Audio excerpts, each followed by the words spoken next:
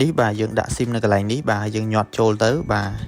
ហើយកន្លែងនេះគឺយើងទាញចេញមកគឺបើកកាមេរ៉ាដើម្បីថតរូបណាយើងចូលទៅកម្មវិធីកាមេរ៉ាមកយើងបើកកាមេរ៉ាមកគឺថតរូបបានបាទមុខងារពិសេសមួយទៀតក៏ដែលលើកដៃឡើងបាទភ្លឺម៉ោងឲ្យយើងមើលតែម្ដងបាទនេះគឺជានាឡិកាឆ្លាតវៃដែលយើងអាចដាក់ស៊ីមខលចេញចូលបាននិងមានកាមេរ៉ាថតរូបបាទហើយមួយឈុតនេះគឺបានដល់ទៅ7មុខណាយើងមានខ្សែនេះ2គូយើងមានឆ្នាំងសាកនាឡិកាយើងមានក្បាលសាកកាស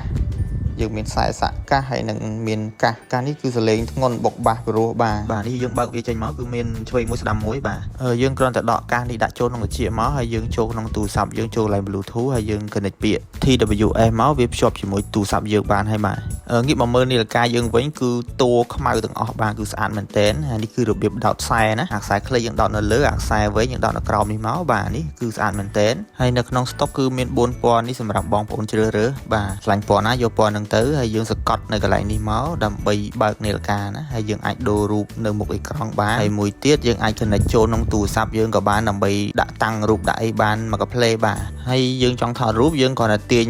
កាមេរ៉ាវានៅគៀកនេះមកបាទហើយយើងចូលក្នុង app ដើម្បីថតរូបមកវាលោតកាមេរ៉ាចេញមកហើយយើងអាចចុចថតរូបថតអីបាន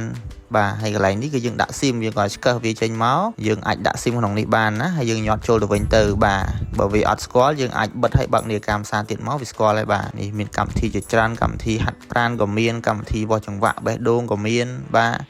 សម្បូរបែបបាទមានហ្គេម2នៅក្នុងនឹងស្រាប់ទៀតបងប្អូនអាចលេងបានបាទមួយទៀតបើយើងចង់ឲ្យយើងលើកដៃទៅវាភ្លឺនាឡិកានឹងភ្លឺយើងចូលទៅ setting ដើម្បីបើក LCD on នេះណានេះពេលលុតទៅគឺយើងលើកដៃឡើងលើគឺម៉ោងវាភ្លឺអូតូតែម្ដងដើម្បីឲ្យយើងមើលច្បាស់បាទស្រួលបាទមុខងារនេះគឺពិតជាពិសេសមែនទែនបាទគឺមានតែនៅលើនាឡិកាថ្លៃទេតែឥឡូវគឺនាឡិកាយើងតម្លៃត្រឹមតែ$23ក៏មានមុខងារនេះដែរបាទអញ្ចឹងរស់រាន់ឡើងព្រោះចំនួនមានកំណត់បងប្អូនត្រូវការអាចឆាតមកទិញក៏បានឬក៏ Telegram មកក៏បានដែរបាទនេះ